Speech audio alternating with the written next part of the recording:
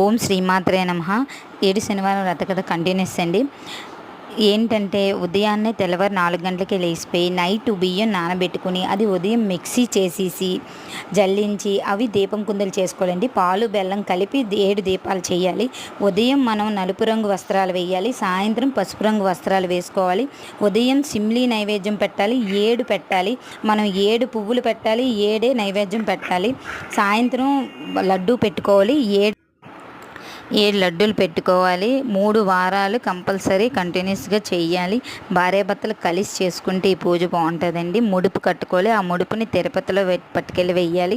తిరుపతి వెళ్ళొచ్చాక భోజనాలు పెట్టుకుంటే మంచిది. నెక్స్ట్ ఏంటంటే ఈ పూజ నేను చేశాను, నాకు ప్రతిఫలం దొరికింది.